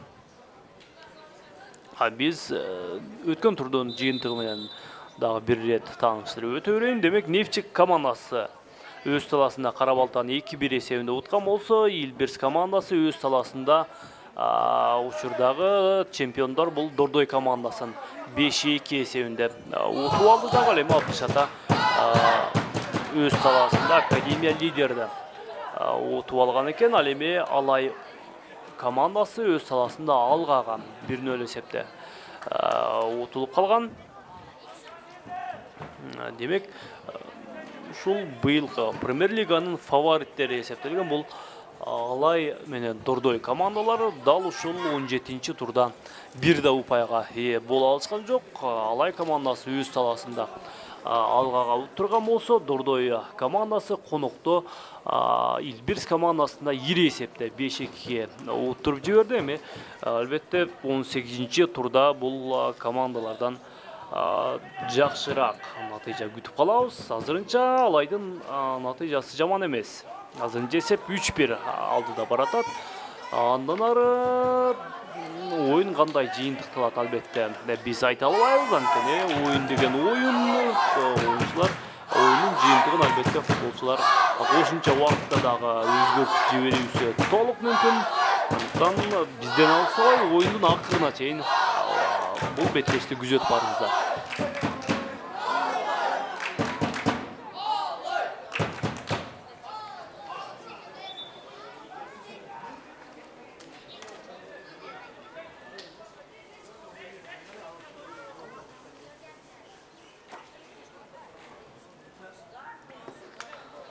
Академия лидер ойынчылары Арслан Гагаладзе ортоңку бөлүккө, Иманбеков азыр атыраак менен ойноону чечкен, андан ары Моменов дарбазачы түзеле чабуулчуларга кубаттуу сокку менен топ жеткирип бере алды дагы, бирок өнөктөштөрү мынтип топту жоготту. Андан ары Эрлан Машрапов ким менен дарбазачыга Дастан Алыбековго, Дастан Алыбековдон чыгарып берүүсү мынтип Академия лидеринин ойынчыларына барууда. Мынтип эми кезектеги эреже бузуу орун алууда. Бул Ильич Иманбеков болчу. Бул өтө тездик менен чабуулга барып жаткан учурда коргоочулар чалып жыгыткандыгын биз көрүбүз. Мындай учурда албетте оор жаракат алып калуусу толук мүмкүн. Андыктан ыhtiyat ойун алып барыш керек.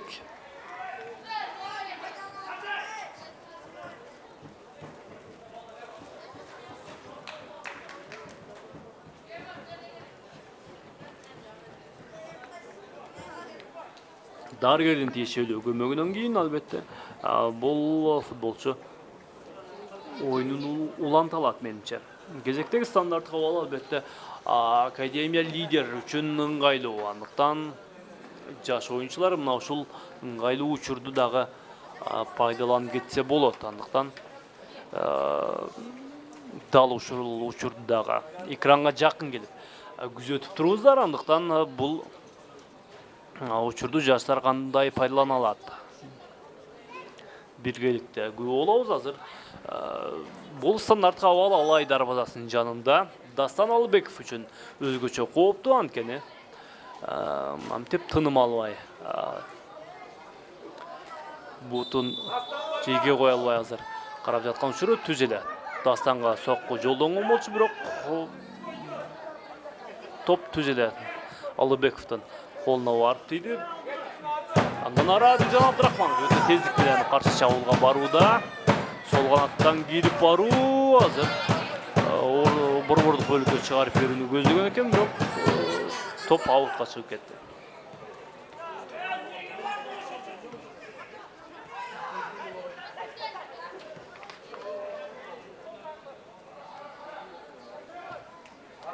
Жалалов бул учурда топту жоготту дагы. Андан ары Атамурзаев Шамшиев менен, Шамшиев Виктор Келимге узатты. Виктор Келим эмне кылат? Тездик менен каршы чабуулга барууда. Андан ары Апреллиге топ жетти. Апрелли эмне кылат? Өзү кирип барабы? Жок. Бир коргоочуну жазгырып өтүүдө. Ортоңку бөлүккө Виктор Келимден соккусун коргоочулар кайтарууга жетишти. Андан ары Мамиев Жодарбек сол канатка узатты. Бул жерде албетте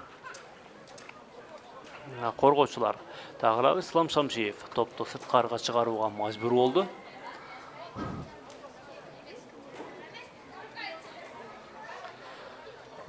Академия лидер oyunчулары көбүнесе бири-бирине топ узатууда катачылыкка жол берүүдө. Ал катачылыктан албетте Алай oyunчулары пайдаланып, тажрыйбалуу oyunчулар өз кезегинде катар-катар мынтип чабуулдарды уюштурууда. Бүгүнкү оюн көбүнесе Алайдын басымы менен өтүп жатат десек туура болот. Анткени өз саласында Алай үчүн 3 пайга ээлик кылуу, 3 пайды алуу көбүрөөк керек. Анткени бул команда быйылкы жылдагы Премьер-лигада чемпион болууга талапкер командалардын бири. Быйылкы сезондо азырынча лидерлик кылууда 40 упай менен. Азырынча чемпиондор бул Алай командасынан 5 упай артта. Академия лидер үчүн азыр чемпион болуу албетте кыйын, бирок жаш oyunчулар мындай тажрыйбалуу командалар менен беттешип өздөрүнө керектүү болгон тажрыйба топтой алат. Андыктан жаш oyunчулар үчүн бул мындай беттештер бир топ эле пайдалуу. Анткени мыкты спорт калыбын калуун сактап калууга биринчиден, экинчиден жакшы тажрыйба алууга көмөк болот. Кезектеги бурчтан чыгарып берүү бул Алайдын пайдасына, демек ышкырык жаңырды дагы экинчи кабатка топ көтөрүлдү. Бул жерден Искандер Муменов чыгып келип топту кайтарууга жетишти. Анткени менен Алай оюнчулары бул учурда топту жоготту. Эми Академия лидер жаштары тездик менен чабуулга барышы керек. Жок. Лидер оюнчулар анчейин чабуулга тездик менен чабуул уюштурууга шашкан жок. Андыктан коргоочулар шашпастан гана бири-бири менен оюн алып барууда. Түз эле Иманбеков түз эле чабуулчуларга узата салды дагы, андан ары бул жерде оюн эрежеси бузулгандыгын башкы калыс эскертүүдө. Демек кезектеги стандарттык абал белгиленет.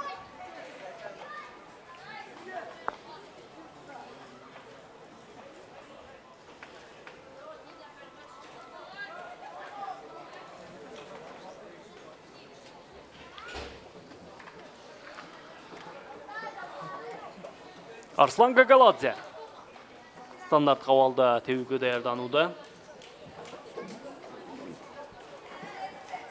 Бул учурда албетте лидерден футболчулар үчүн ыңгайлуу учур. Демек ышкырык жаңырды. Гагаладзе экинчи кабатка топту көтөрдү да Жан Луистен узаткан соккусу менен деп коргоочулар жайга барууга жетишти. Андан ары Адилжан Абдрахманов Ислам Шамшиев тездик менен чабуулга барууда. Кимге ашырат? Азыр Инкум Келвин азыр дээрлик 1-1 чыгуу. Бул жерде офсайд абалы бар экендигин каптал калысы бизге белгилеп өттү дагы. Демек кезектеги алмашууну бул Академия лидер командасы жасайт. 24 номердеги Сергей Родкиндин ордуна 3 номердеги Улан Маликов оюнга кошулууда. Академия лидер командасы кезектеги оюнчуларын алмаштырды. 24 номерде ойнап жаткан Сергей Родкиндин ордуна 3 номердеги оюнчу Улан Маликов оюнга кирди. Академия лидердин кезектеги чабуулу азыр сол канаттан топту тарттырып жиберишти дагы. Анан ары Ислам Шамшиев тездик менен дагы бир чабуулга өтүүдө. Анан ары Виктор Келим кайрадан Шамшиевке, кайрадан Виктор Келимге топ узатылды дагы. Андан ары бул жерде жок. Жолдонгон сокку кандай максатта сокку жолдонду бизге түшүнүксүз. Анткени Гагаладзе жөн гана илип койду, бирок ал жакта эч ким жок болчу.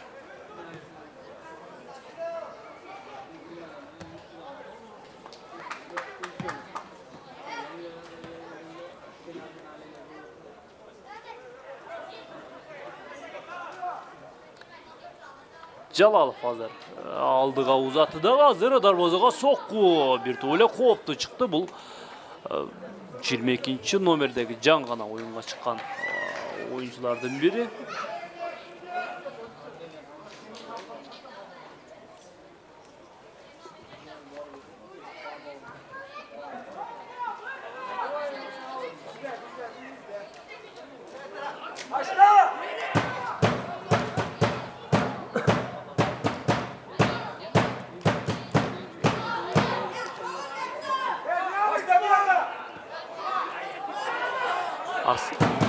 Азыр Апреллиге жетти дагы. Апрелли эмне кылат? Өтө тездик менен ортоңку бөлүккө кирип барды дагы. Азыр Ислам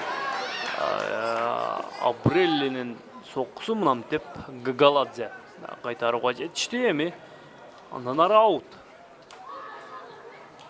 Биз экинчи бөлүктүн негизги убактын өткөрүп баруудабыз. Азырынча эсеп 3-1.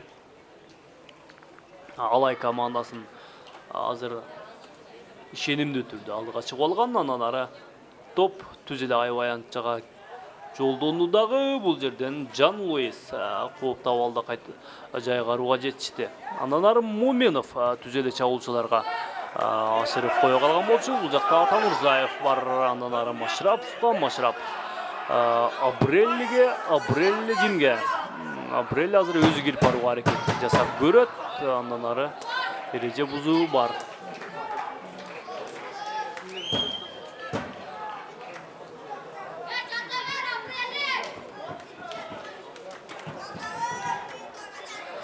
Кезектеги стандарт кабал белгиленет. Бул жерден эми стандарт кабалды ким пайдаланат? Абрелли жаракат алып калгандыгын көрүдөбүз. Абрелли андан ары оюн уланталарын билдирүүдө, демек дарыгердин көмөгүсүз Бутнат Иманбеков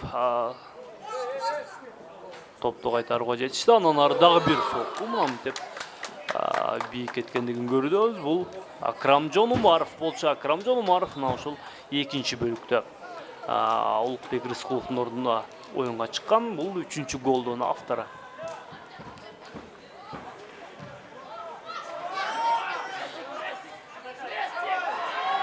Алай үчүн дагы бир ыңгайлуу Мирбек Акматалиев топ менен ортоңку бөлгө чыгарып берүүсү анчейин ийгиликтүү чыккан жок. Коргоочуларга тийип артка кайтты дагы, бирок алай оюнчулар топту жоготто элек. Андан ары Ислам Шамшиев азыр топту өзүнө сактап кала алган жок. Андан ары аут.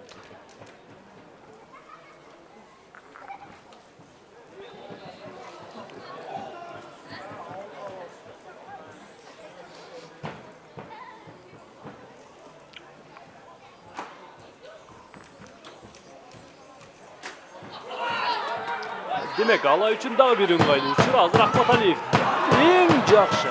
эң жакшы учурду мынантип Муминов кайтарууга жетишти.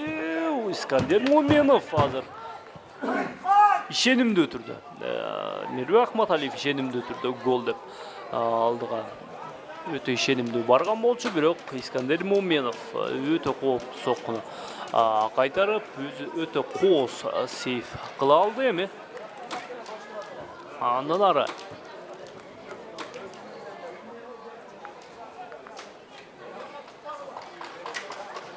алай оюнчулары андан ары топту жогото элек.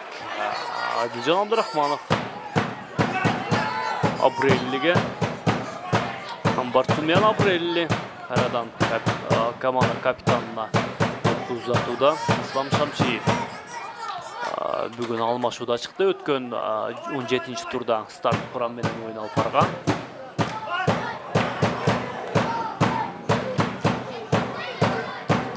Акрамжон Умаров топту өзүндө сактап кала алган жок. Андыктан Академия лидер тездик менен чабуулга барышы керек.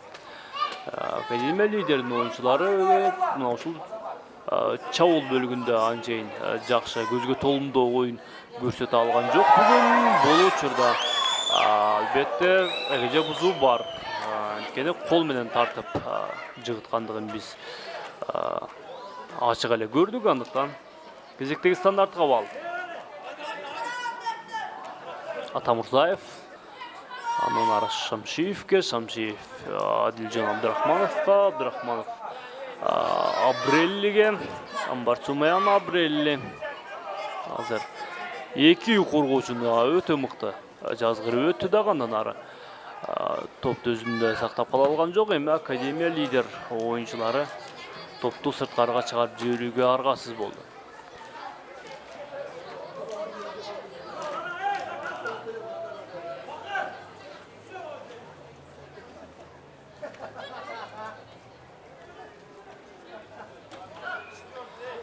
Ислам Шамшиев, Чыңгыз Субанов менен Субанов. Алыбеков бул учурда топту сырткарыга чыгарып жиберди. Ага Атамырзаев жетпей калууда. Эми Академия лидерден чабуулун көрөбүз. Жалалов ортоңку бөлүккө топ чыкты дагы, дарбазага сокку мынантип кубаттуу чыккан жок. Бул 11-чи номердеги Арслан Султанов болчу.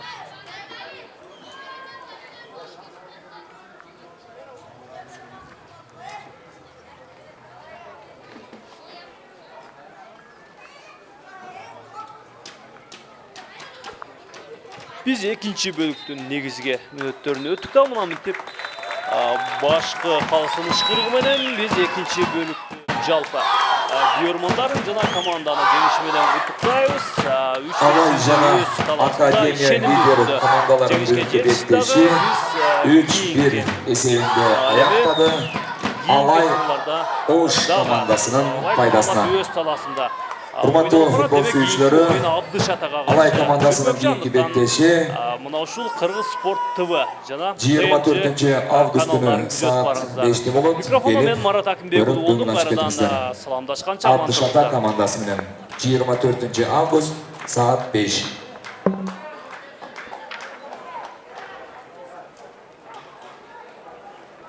Марат